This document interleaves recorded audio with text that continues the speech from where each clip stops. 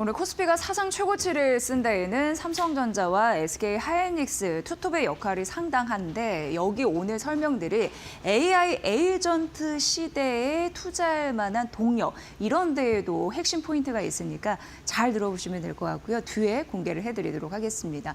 AI 에이전트 시대가 시작이 됐고 우리는 이것을 경험을 하고 있는 상황이 앞으로 더 많이 경험할지도 모릅니다. 그래서 여기에 투자 포인트가 많이 숨어 있더라고요. 잘 보셔야 될 것 같고요. AI 에이전트가 뭔가라고 봤을 때 에이전트는 쉽게 얘기해서 대리인입니다. 그러니까 AI가 인간, 사람을 대신해서 작업을 수행해주는 정말 똑똑한 비서다 이렇게 보시면 될 것 같고요. AI 에이전트 자체적으로 모델 같은 경우에는 끊임없이 학습하고 반복하고 그러면서 어떻게 보면은 적응해서 지속적으로 업그레이드되는 형태 이렇게 보시면 될 것 같습니다. 그러니까 예전에는 대답하는 A였다면 행동하는 AI 개념으로 보시면 되는데 챗봇, 우리가 생각해보면 2022년도 11월이었습니다. 이때 챗 GPT가 세상에 공개가 되면서 지금까지 많은 분들이 쓰고 계실 텐데요. 하지만 써보신 분은 아시다시피 행동하는 AI까지는 오지는 않았던 것 같습니다. 그러니까 자료를 서치해주고 정리해주고 보고서 같은 경우에는 초안을 작성해주고 이미지는 생성해주고 이런 단계까지는 하는데 더 딥하고 더 뭔가를 해주는 그런 느낌은 아직 없죠. 물론 이후에 조금 더 말씀드리겠지만 이제 대중적으로 하는 건 여기까지다라는 부분과 그렇게 봤을 땐 아직까지 AI는 챗봇 수준, 말 잘하는, 대답 잘하는 그런 챗봇 수준이다라고 보시면 되는데 AI 에이전트는 아닙니다. 그러니까 챗봇과 좀 대비되는 부분이 자율성을 갖고 있다 이렇게 보시면 될 것 같고요. 그럼 AI 에이전트는 AI 발전 단계에 몇 단계에 해당될까 궁금하신 분들을 위해서 갖고 왔는데 젠슨항 CEO가 CES 2026 말고요. 올해 말고 1년 전에 CES 2025에서 AI 발전 단계를 크게 5가지로 제시를 했습니다. 1단계 그리고 2단계는 인지형 AI였고요. 3단계는 생성형 AI였고요. 요즘에 우리가 많이 언급하고 있는 피지컬 AI는 5단계입니다. 그런데 생성형 AI 3단계, 피지컬 AI가 5단계라고 했는데 그 가운데에 한 4단계 정도가 AI 에이전트가 되겠다 이렇게 보시면 될 것 같습니다. AI 에이전트는 사실 형태, 몸은 없습니다. 하지만 피지컬 AI는 몸이 있는 거죠. 몸은 없는데 피지컬 AI의 뇌 역할을 수행한다. 그래서 4단계 정도로 보시면 될 것 같습니다. 그 역할을 수행하니까 그래서 5단계로 봤을 때 한 4단계 그 다음 넘어선 게 피지컬 AI다 이렇게 좀 정리를 해드릴 거고요. 사실 우리가 CES 2026에서 현대차의 로봇 아틀라스를 보고 굉장히 충격을 받고 노사에서도 갈등이 심해졌던 건 바로 여기에 있습니다. 현대차의 아틀라스 공개 이후 피지컬 AI가 주목받았던 이유 생산성을 극대화할 수 있는 그런 역량이었거든요. 그러니까 24시간 사람은 좀 쉬어야 되는데 로봇은 지속적으로 일할 수 있는 거고 그리고 좀 어려운 거 그러니까 좀 그런 작업들 비생산적인 사람이 느끼기에 그런 부분 로봇은 다 할 수 있으니까 이런 부분에서 생산성을 극대화하는 피지컬 AI가 조금 더 눈여겨보는 그런 대목이었는데 역시 에이전트 AI 역시 인간의 생산성을 극대화해주는 그런 필요 조건이 있다라는 부분 중요합니다. 올해 기업 같은 경우에는 이 AI 에이전트를 도입할 확률이 높고 앞으로도 그렇게 될 가능성이 큽니다. 그래서 시장 조사 업체 가트너 같은 경우에는요. 올해 말까지 기업용 앱입니다. 기업용 앱 40%의 작업에 좀 특화된 AI 에이전트가 이제 들어갈 것이다, 탑재될 것이다라는 부분에서 작년 5% 미만이었는데 8배 이상으로 성장할 것이다라고 언급이 됐습니다. 사실 작년이었습니다. AI 에이전트의 해이다, 시장은 명명했지만 기업들은 그러니까 초기 단계였기 때문에 그렇게 사용은 많이 안 했고 올해 좀 이런 흐름들이 폭발적으로 생기지 않을까라는 느낌 드는 상황이고요. 리서치 기관 대부분 좀 차이는 있습니다만 그래도 공통적으로 얘기하는 부분이 연간 한 최대 50%까지 고성장 가능성이 있다라고 언급했으니까 이 부분도 챙겨보시면 될 것 같고요. AI 에이전트 지금 기업들도 발빠르게 준비를 하고 있는 곳이 상당한 걸로 알고 있습니다. 근데 대표적으로 우리가 느낌적으로 봤을 때 오픈 AI와 최근 정말 시장에 돌풍을 일으켰던 엔트로픽이 대표적으로 AI 에이전트 시대에 준비를 하고 좀 모델을 보여주고 있는 곳이다라고 보시면 됩니다. 오픈 AI는 챗GPT로 유명한 곳인 거 잘 아실 텐데 AI 에이전트 관련해서는 오퍼레이터 이런 부분을 출시를 했습니다. 이게 뭐냐면 컴퓨터 사용형 에이전트라고 보시면 되는데 그러니까 이게 AI가 직접 컴퓨터를 만져서 클릭도 하고 거기다가 기입도 하고 그리고 뭐 스크롤도 이렇게 수행하는 직접 AI가 컴퓨터를 작업 수행한다 이런 느낌으로 보시면 되는데 챗 GPT보다 잘 안 알려 있잖아요. 근데 여기가 한 우리나라 돈으로 30만 원 돈 안 되게 프로 그 비용을 좀 내야지 사용되는 부분이 있기 때문에 잘 안 알려졌지만 오퍼레이터 AI 에이전트는 이미 출시가 된 바가 있습니다. 그리고 엔트로피 같은 경우에는 클로드입니다. 여러분 잘 아시게 최근 이슈가 많이 됐습니다. 이것도 24년 10월에 컴퓨터 유즈가 공개가 됐는데 쉽게 얘기해서 AI 에이전트 실행력을 높이기 위해서 도구 사용이 핵심이다라는 게 기본 원리이고요. 클로드 코드 같은 경우에 작년 2월에 공개가 됐는데 이거는 어떻게 보면 개발자들에게 좀 획기적인 것이라서 관심을 많이 끌었습니다. 코딩에 좀 특화된 AI 에이전트다 이렇게 생각하시면 될 것 같습니다. 그리고 저희가 이 코너가 끝나면 이제 이경전 경희대 교수님을 모셔서 이 오픈 클로에 대한 얘기를 좀 드릴 거거든요.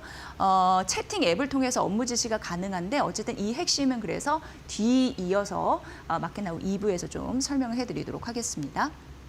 어쨌든 이런 흐름들이 지금 이어지고 있는데 빅테크 역시 AI 에이전트 경쟁이 굉장히 본격화되고 있는 상황입니다. 근데 여기에서는 그도 그럴 수가 있는 게 기존의 플랫폼을 다 가지고 있잖아요. 그러니까 그런 플랫폼을 이용해서 전 생태계를 활용한다라고 보시면 되고 대표적으로 구글 있겠습니다. 구글 같은 경우에는 제미나이를 또 활용할 수가 있겠죠. 구글은 워낙 Gmail 있고 그리고 지도 있고 드라이브 있고 그러니까 온갖 구글 생태계에 연결해서 확장해서 쓸 수가 있는 거고요.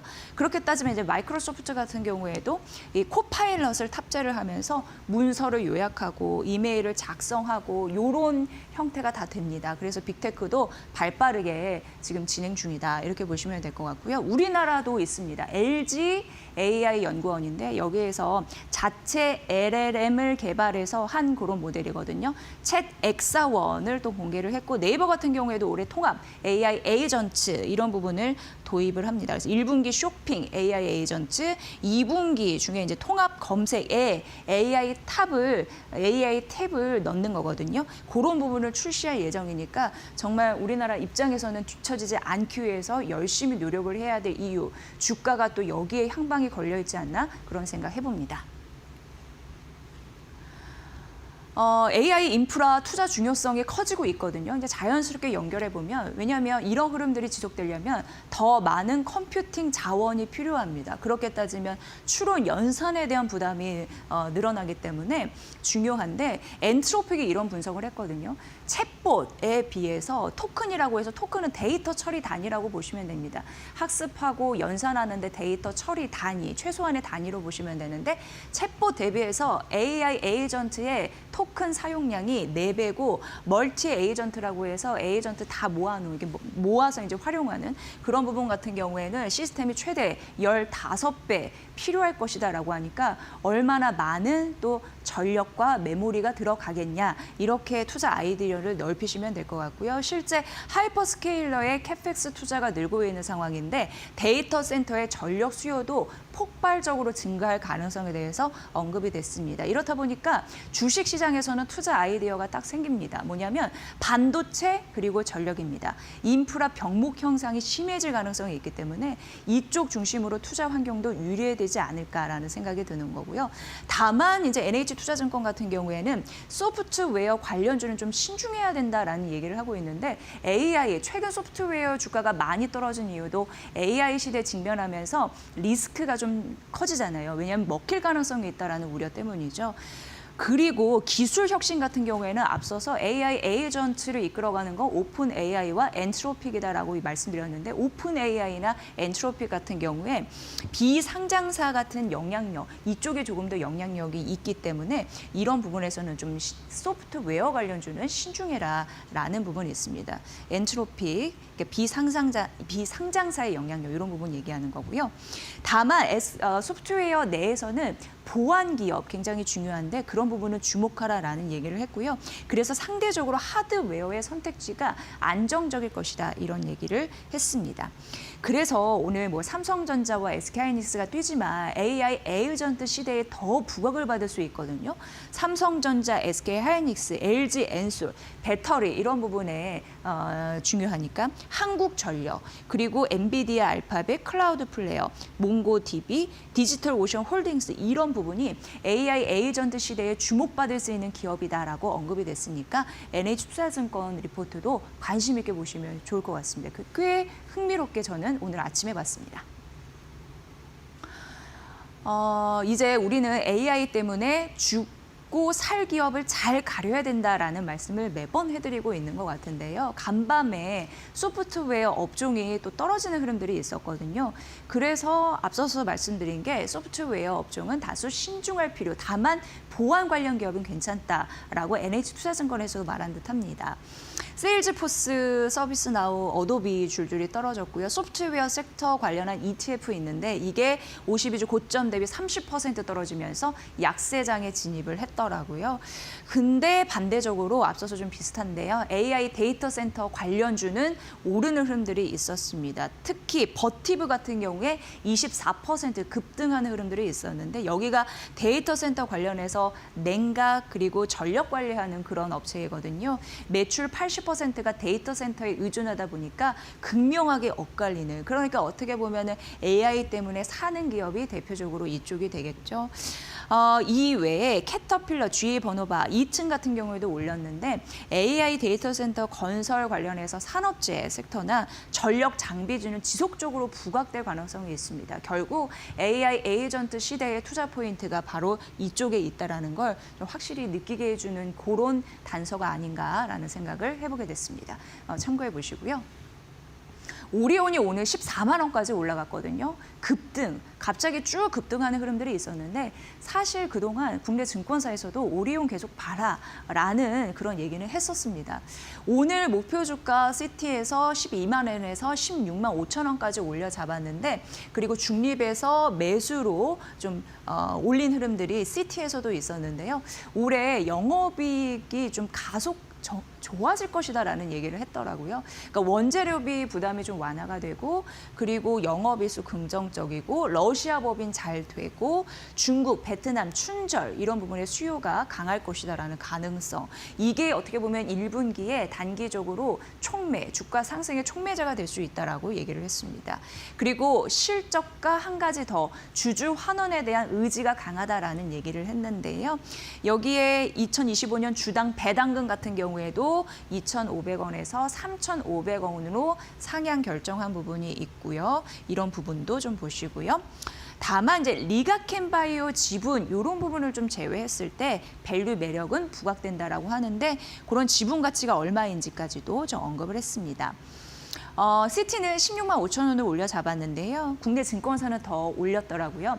DS투자증권이 오리온 18만 원으로 오늘 아침에 목표 주가 상향했고요. 키움증권 같은 경우에도 17만 5천 원으로 목표 주가 상향했으니까 이 부분도 알려드립니다.